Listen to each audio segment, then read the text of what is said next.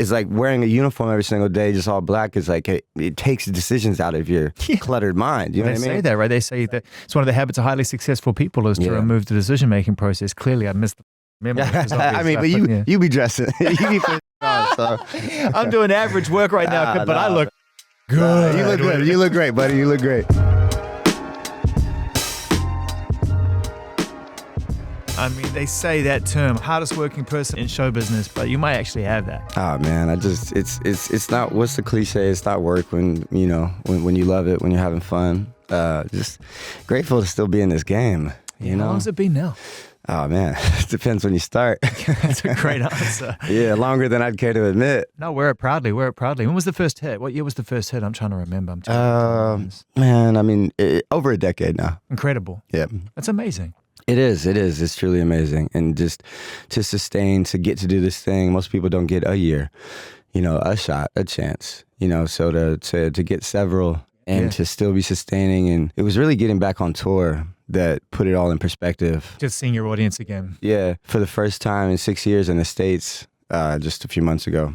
And I just got back from Europe, and, some of these places in Europe I went to, meeting the fans before the show at the meet and greets, they're like, it's been 8 years since you last were here. And I'm just like, it's crazy. And they all sold out the shows, and they still come. And I would make a moment of that, a point of it on stage in this little bit, to acknowledge, thank you, how sincerely I appreciate y'all being here, because, I don't take it lightly or for granted. And, and times are hard right now, so the fact that you got these tickets, you know what I mean? You maybe traveled here, you know what I mean, from wherever you came from. You picked out an outfit, you know what I mean? You may have bought a drink or bought some merch. You made it part of your life. Your hard-earned money, you know what I mean? And the fact that you'd come and spend that here after all these years especially is just from my heart. Like, thank you. I know you got a big heart when it comes to your music and how people respond to it. I know that is a huge source of emotion for you. That's what drives you to create music.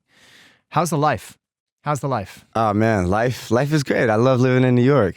Yeah, that was a big change for me like 2 years ago. Kind of just a reset.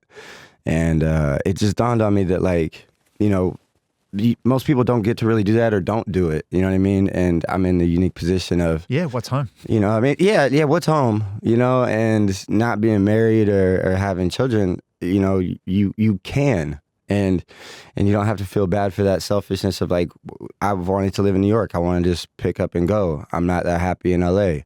There's a certain, like, draining just toxicity that, I found myself in here, and I just wanted to reset. And you feel like you're in a loop in LA at one point? A loop, and it wasn't suiting me. And I took a leap of faith, went to New York, and I've loved it. You get this anonymity there. You just get to walk around, and no one really bothers you. Well, it's move it or lose it, man. I mean, at the end of the day in LA, you cannot move it and you will lose it really fast. Yeah. You can sit in your own head in your own room. Yeah. And eventually the blinds or the curtains get closed. They close more and more and more and more. You isolate. But New York, it's like, you can do that, but the city will spit you out eventually. Right. Yeah, no, I just found myself, especially through the pandemic, but towards the end of living in LA, I could just isolate. I'd stay up in that house in the hills and order all my food and barely even leave or see another person even sometimes, and in New York, man, because I was in Lower East Side when I first got there, and you just walk right outside and you're in it. It hasn't really changed much. I was there last week. We were shooting in the Lower East Side, LES, and we went to a few bars, me and my producer, wrecking location, and the last one we had a beer at the end of the job. And I said, dude, it's like the mid to late 90s, like nothing has changed. Yeah.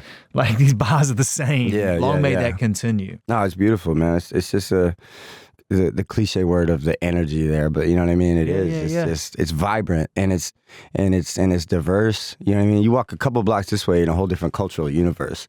A couple blocks this way, you're in Chinatown. A couple blocks this way, you're in Nolita. A couple blocks this way, you're in Soho. And where were you born again? I grew up in the Bay Area. In the Bay Area. So so leaving California, man, you're East Coast now, figuring it out. Yeah. Helium, man, Helium. Yes. New album. Getting into some really deep stuff as always. We become accustomed to that. I think a lot of people got introduced to you as someone who writes big records chords and can handle that pressure. But in the last couple of albums, as we've started to get to know each other a little bit more, it's been really, really cool to see you kind of dig deeper and unveil more of yourself. Yeah, for sure. Who are you on this record? For me, on this record, this is the highs and lows of love, man. This is, this is the lightness of love and how lifting it can be and euphoric.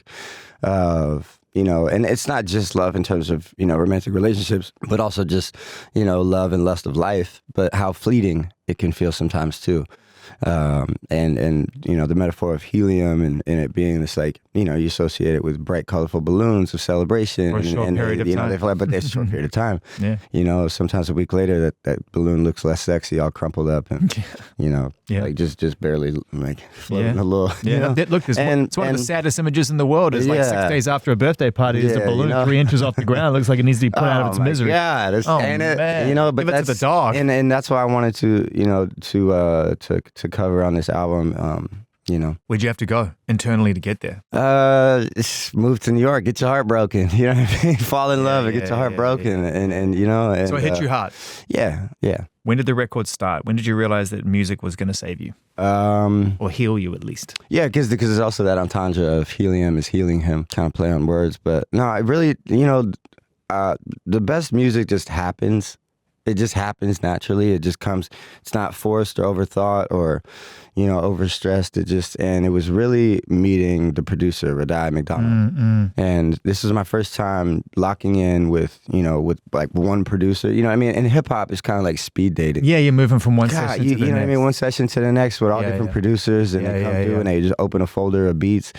And it's not as like involved. And Rodai and I just, there's not as much of a conversation with yourself in that, right? Right. And he like. By the way, can I just say, it's not just hip hop. That's pop too. My gosh, I used to do that. I mean, I was a producer. I would be in that process of like, who's the session today? And I think it's a byproduct. And this will get us back on track. I think it's a byproduct of either not having the tools to know what you're really trying to say. Yeah. Or the confidence or the courage to know where to go. Yeah. And you're right. When you lock in with one team or one person, it's really just you. Yeah. Those real, honest, brutal conversations with yourself, with internally. And we really did it. I mean, it was me, him, my engineer and producer, Tane, Jesse Ack, who's, executive producer, like done the last few albums with me. One of my best friends. And Goody Grace was there for a lot of it. Who's an incredible artist on his own and also plays guitar in my band and comes on tour with me. But it was just like this internal team, and Roddy and I were like, agreed early on, okay, our voices were the two leaders and the captains, you know what I mean? And but his seniority, I mean, you're talking about the guy who did like Adele's first album, you know what I mean? Credits, like the XX, like real solid credits and experience and he just, so I listened. I was like, all right, you have my, you know what I mean? And he was all in. And I think when you get somebody's like full involvement and commitment, that just amplifies everyone around you. You know what I mean? You got to buy in. And to get somebody of that stature to really buy in and give you like 100% of their attention, because it's like, if I could give you a day on Tuesday, but that's the only day I could do or something like that. You know what I mean? Yeah. I'm willing to try this. I don't know if it's going to work, blah, blah, blah. Yeah. But you're G-Eazy. You're an artist that people recognize who've had success and you have a career that's blossoming, but it speaks to the vulnerability that every artist faces. Like, hey, if I really want to say something on this record, will this person back me? Will they ride with me? Man, and there was some brutal, there was some honest conversations, man. Yeah, they get uncomfortable. Get uncomfortable, but that's where the greatness comes from is under that uncomfortability. I mean, there was one day in the session, I was trying to sing this part, and he says, G, and I know you want to sing. You've taken vocal lessons. You know what I mean. You've tried to pick this up. You've been trying. We don't want to hear you sing. Not on this one. Wow. It was like, you know what I mean? And we had that kind of rapport of like a real relationship where it was like, what was missing? It wasn't. And then he goes, but I've been thinking a lot about this through the process of this record. And you know whose voice, when you have this lower register, it reminds me of is, I know that you're a fan of, is Leonard Cohen. And he goes like, why don't we try this attempt? Like you model, like you do the hook in this register down here. Interesting. You know what I mean? And then we'll have other vocalists behind you. And that was, an approach that. Meet Get yourself somewhere authentic. Stop trying to be something. Stop trying to be something else. Yeah, and it was like, whoa, and it like, and we tried that on a few records, and it kind of unlocked. And how was your reaction when? Okay, that's two halves of the same conversation. Yeah, the second half is rewarding. The first half could be demoralizing. I don't know what it was. It was maybe I'm just at an age, you know, or like it. I think one level is my age and maturity now at this point in my life. My sense of self and confidence. And openness and willingness to try something and listen, you know, that comes with maturity. And also just my respect for him, you know, because everybody can't tell me that. Yeah. You know what I mean? Like, if you don't know what you're talking about, or if I don't, you know, in this capacity, that's in this actually space. tough love. That's tough love. It is tough love. But it's like, you gotta have, okay, don't just say it's wrong or this, that, the other. Have a solution. You know, the great artist steal thing, you know, it's always helped me have a reference point for trying to, so say like, you know, using the Leonard Cohen example, oh, yeah, I could see myself taking that approach. It's a perfect solution to not just, we don't want you to sing, okay, then what? Yeah. Where's the context right, to that statement? Yeah. You've been through some things in recent years that everyone will go through, you know, some loss, you know, not just in a relationship point of view, but like, you know, within your family. That, I mean, it's never easy. It's the order of things. Yeah. That's the only positive aspect of that evolution, is that as the order of things. Yeah. And any parent would want that to be the order of things. But still, yeah. You know, you're a young man who lost someone really special to you. How did that, and I'm not trying to drag you through that again, but in the context of your music, how did that change the way you moved as an artist, as a human? Because I'd imagine that was when you took a look at yourself and were like, all right, the lessons are going to come from somewhere else, or they're going to come from what I learned already. Yeah. You dig deep and you remember those, and you find ways to keep them with you. You know, there's the initial shock and loneliness of, oh my God, the world just got lonelier now. You know, the room feels much more empty than it did before this. You know, and my mother was, you know, my best friend. I mean, you know what I mean? She was my rock, my hero, my source, you know, and she was an art professor, and she was great at critique. And although that, you know, music wasn't her medium, but she understood. The language she was smart as a whip. I mean, she was brilliant. You know, the way she would interpret, you know, the things I would be working on, and, you know, what I was trying to say, and, you know, ask me, you know, so, but what's the thesis of what are you trying to, you know what I mean? And just pull things out of me. And yeah, so it's like, at first it was like whoa, I'm all on my own now. Like, this is kind of, but then you get your bearings, and, you know, and that's maturing into an adult, you know? Yeah, you got to let some go at that point. Yep. Yeah. My therapist always like hits me in the face when he needs to. He's like, you know, that's old thinking, bro. Yeah. It's 45 years ago. Yeah. But, you know, I mean, circling back, like, my life got simpler moving to New York, because I cut a lot of baggage out. And then I'm like, I remember being on the flight there once I finally committed to it. And I felt like you were leaving behind. And a part of it was scary. Like, wait, who do I even really know?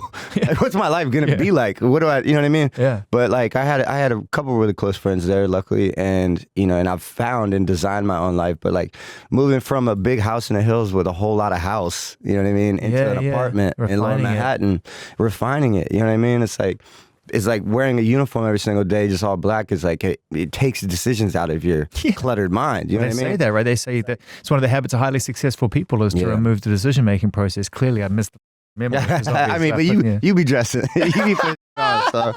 I'm doing average work right now, but I look good. You look good. You look great, buddy. You look great. What's it like coming back to LA now as someone who's supplanted somewhere else, you know? You know what? I get to enjoy it. Because I flew in last night. I was at the All-Star game, and before that, I woke up in Dublin a couple days ago, and then came to New York to unpack and repack my suitcase for like a day, and then All-Star weekend, went to the game, and then flew in last night. And it was like, as soon as the plane was about to land, I got this like excitement. I knew I was going to come see you, but it was like, you know, now I get to enjoy it. Yeah. You know, it's a nice place to visit. I just don't want to live here. No, I get it. Look, I mean, I think if you don't have a real, like a strong anchor, Los Angeles is like, you're off in the ether somewhere. Oh man, it's like this. Like, you could design your LA. I'm sure there's, and all of LA isn't the same. You know what I mean? But unfortunately, you know, anchorlessly had found myself in a version of LA that I didn't like, and I didn't know how to get out of it without just dramatically removing myself. And by the way, that's a fine answer when the drama's already there. Yeah. Yeah. You know, I felt like there was all that drama. We've talked about that in the past. I mean, when did you feel that you were truly free of being that G-Eazy, that identity that people would thrust upon you based on what they would read or see or hear? And in fairness, the way that you would carry yourself. Be out there and behaving. Right. When did you feel like, oh, like I'm not actually beholden to that anymore, no matter what people think? A number of things. I think one, whatever, like the last few albums or projects, you know, I put out like an experimental record, and then I kind of went left, and then, you know, this, that, and the other, and it kind of like cut me off the hook of like, you know, just like, I mean, because it can become like suffocating, the pressure of like, you know, being on like, and being on a schedule of like release, tour, and all of them expecting to be hits. Well, and it's not just that. You know, it's like release, be highly visible, tour, be highly visible, release, be highly visible.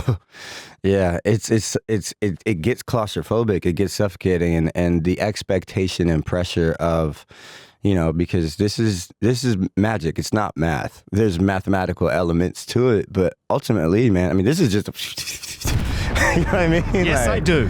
Come on. Preach. So, you know, and that's art and commerce, you know, that's control and chaos, and you know, but it's man, it's a magical thing when you get them to meet, you know, and get them to have harmony and flow together, and you know, and that's a beautiful thing. I mean, look, I say this all the time. The luckiest people on the planet find something they love in life, because not everybody ever does, you know, and then the luckiest get to do what they love all the time. And then the luckiest get to do it for a living and all the time. You know, because say you love something, but you know, all your time is consumed by what you have to do for a living.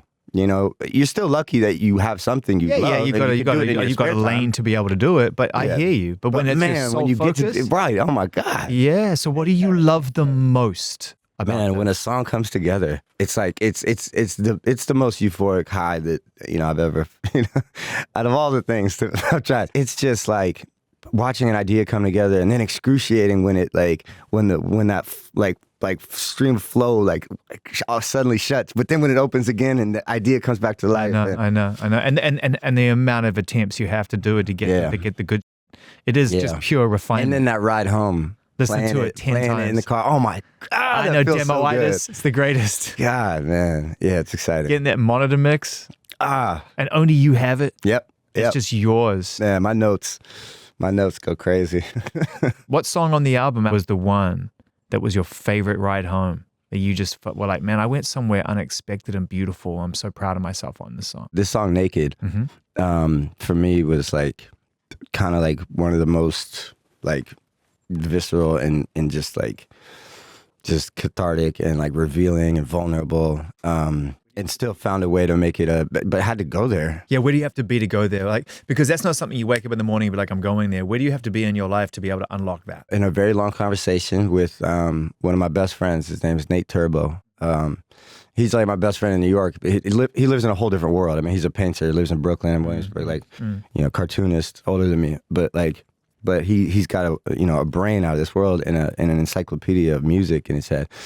And he was playing me a bunch of stuff, and we had gotten this long conversation about pushing art to a brutal place of honesty and truth. And there was one element and story and side I'd never really revealed as G-Eazy, you know. There must have been songs you've written or ideated through or sessioned through in the past that dabble in this kind of unspoken truth that you decided not to release because maybe you weren't there yet in terms of like the courage required to reveal that. Is that true? Yeah. See, the thing is, I think as artists, we have a tendency to we probably all made a lot of versions of the same song, kind of like in a way it's like an attempt at a whether that's a theme or whether that's like I see that as a drum pattern. I see that as chipping away to perfection. That's chipping away literally. And you know, and You see that in like, Swiss Beats. If you study the patterns of his drums, you know what I mean, you would find a lot of commonality of like, Yeah. I would be able to pick that apart and explain it like, all right, the halftime drums, the pop similarity and commonality between the two, but then it's like they're completely different songs. But like that type of like thematic resemblance is what people like in an artist. You've always been open about your relationships, from the frivolous to the very sort of strong and heartfelt in your music. It seems to be a core of how you process certain things. But it's clear this album is a deep one for you. So where does it leave you in terms of who do you want to be in a relationship at this point, being through what you've been through? You know what I mean? Like, where do you think your strengths are, and what are you leaving behind in order to find the right person and the right thing? Because it's clear to me that that's part of something that you strive for. You can't change people. You can change. It's really hard.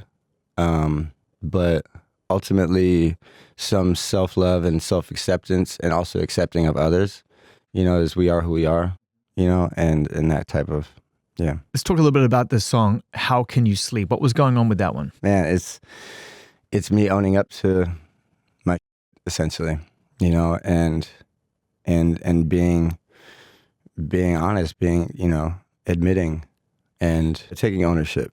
Yeah. So it's like get a little jammed up because it's that real. It's hard. Yeah. Yeah, things that I've done, things that I still eat at me. I can be really, really hard on myself, and really get in my head. One of my favorite books is the Unbearable Lightness of Being. Mm-hmm. And some people have a way of like living lightly and letting go, and to an extent that's that can be important sometimes, but some things weigh really, really heavily on me. Mm-hmm. And some of those are mistakes I've made in the past. I think it takes real courage to put those in a record because they help other people. Yeah. Do they help you releasing them? Yeah, there's a cathartic aspect of writing records like that. I mean, we're not alone here, and you're not the only one, chances are, who's done or had done to them, like these, hard things we go through. So where do you find your comfort in your community? I mean, and I hope this isn't too bold a question. Do you do therapy? Yeah, I do. Same. Yeah. It really helped me find ways forward past some of these kind of blockades that were really holding me in place. Yeah. And especially with the being hard on yourself thing. I mean, I'm obsessive compulsive as well. So the needle's on the record at all times. All times. Yeah, it's like I wish I could think less. I wish I could turn my brain off sometimes. Right. I wish I could just but my mind is just always going. That explains why you travel and work so much. Yeah. Right? A little bit? Yeah, for sure. I mean, always something to see, always somewhere to go. Yeah, it's really hard for me to sit still. But then, what happens is you live this like extremely overstimulated life of, go. That's always on. So is your therapist telling you to try to be present more? Yeah. You know what's crazy about therapy is therapy's work, man. Oh my gosh. It's like going to the gym. Oh my gosh. For your mind, you know what I mean? Work? Yeah. Because you could go to therapy and just catch them up on how your week was. They'll get you're you though. Paying for a friend. You know what I mean? Yeah. If you got a good one. They'll get you though. I mean, God, sometimes it takes them 6 weeks to 2 or 3 months to get to the point. But yeah, because I'm so good at moving around. But look, that is real work. Sitting there going deep. Music is obviously your outlet. You're at album number 8. That's crazy. Do you ever think about and let's get away from the being hard on yourself, but do you ever give yourself credit when you think about where you started versus where you are and what you're saying now as an artist and the growth that you've just shown, even just to yourself through your music? It's all there. That's a timeline in itself. A victory laps in terms of just patting yourself on the back a bit every now and then, remembering what you've done, thinking about that. I'm not somebody who once my music's out, I never want to hear it again. You never listen back? I don't listen to my own music. Wow. I mean, what I'm about to say is, it's like, I know that there's some rappers who they go to the club and they want to hear all their, you know what I mean? Right. Or they get in the car and they only want to hear all their. Right. Like, don't get me wrong. Like, if I have a song that I just got a bounce of, Yeah. you know, or I just made, like, oh yeah, like I want to Bluetooth up and like play it for my friends. You know what I mean? But that's like something that's not out that I just did. So you're process driven. Yeah, process driven for sure. But like on this last tour, I put a bunch of songs in the set list that I hadn't performed in years, and I had to go back to the old music and relearn the lyrics. I mean, that was, you know, like 500 verses ago. I don't know. You know what I mean? Like, I can't remember what I said on that. So I'm going back and I'm listening. And then I kind of went down a rabbit hole of like, and there's been enough time and separation now between the music, and it was almost like I was hearing it with fresh ears, like for a first time, in a way. And it was really, I don't know, it felt good because I can be so hard on myself and cringe like when I hear something, oh, I would have done that like this then. I wish I could pull that back. But I was able to just be like, wow, that was really good. Where do you want to go next with your growth? I mean, how's your health? How are you feeling about kind of your lifestyle and the way that you're moving? Obviously, the road's no good for that. Yeah, yes and no. I would say that, well, the road is just crazy, yes. Do you take care of yourself on it, or is it You have to. You have to. And that's what I'm getting at. It's like there's a discipline of like rest. You know, you're on stage doing cardio for an hour and a half, so there's that. You know what I mean? Yeah. But it's like you can't just go that hard. Like you can't be out partying every single night. You got a show the next day.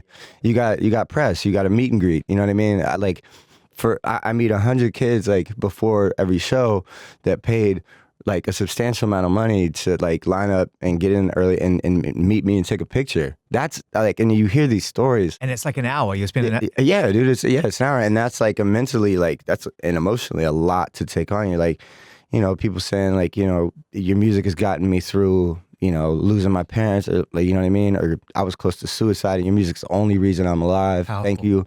You know, I have these tattoos of you all over me, blah, blah, blah. It's like, you know, that's really, really, really substantial. And there's a responsibility, you know, to them, I feel like. Who are your heroes? Who did that for you? It's complicated because, I mean, the first person that came to mind was Johnny Cash. But there was a whole time where Johnny Cash was obviously a mess, you know? But I mean, that's a life lived, right? Think about Johnny Cash was like, I get why you were inspired by him, because he was someone else who was like, I'm going to put my mistakes on the record. Yeah. Wow. Yeah. That just struck me to the core, because it's really true. And it's him in his whole entire essence of being, you know, that kind of represents the whole story. The whole story. I mean, gosh, his biography is one of my favorite books. And that was someone that your mum used to play in the house? Yeah. Yeah. So she had amazing taste in music? She was just amazing. Just amazing. Man, How I lucky. wish, you and her would have been like that. Oh, yeah, I'd love to have met her. Yeah. I'm sorry she passed too soon, but what a blessing to have been raised by someone who had great taste. Great taste. Right? Because great guidance is one thing, great taste is a whole other thing. A whole other thing. Yeah, she played a lot of Beatles, a lot of Nina Simone, a lot of Dylan. I love the Bob Dylan movie, by the way. Yeah, didn't Timmy crush it? Yeah, I thought he did it was a great amazing. job. Yeah, really. I went straight to the studio. Afterwards? Yeah, I just felt inspired. Yeah, I felt like it was incredible. I love, man, Johnny Cash's like entry in the movie. You know, oh my God, what a scene, man. What's going on with the acting for you?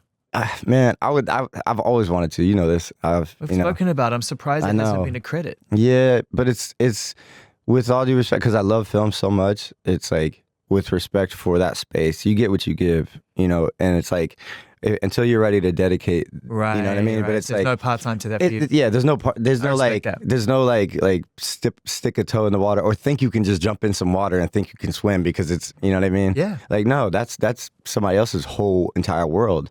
So it's like, you know, I'm back in a really good place right now, musically, feeling inspired, feeling energized. You have also like a strong grasp on responsibility, which is not something I think anybody coming through success really kind of displays at certain times, right? Yeah. People take responsibility for you and allow you to keep being your best. And that's not just in the performing arts, that's in athletics. Yeah. That's in anything where you're required to perform at a high level. We got you. Yeah. You know, and that's something you got to think about, your bandwidth and capacity, you know, and the opportunity cost of like, you know, if I do this, then that takes away from what I have space for this. You know, and it's all in, you know, personal decisions and management of your time and energy. I always love seeing you, you know, and you know,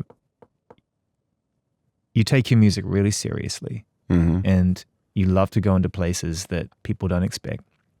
You have all the hallmarks of a true artist because you are one.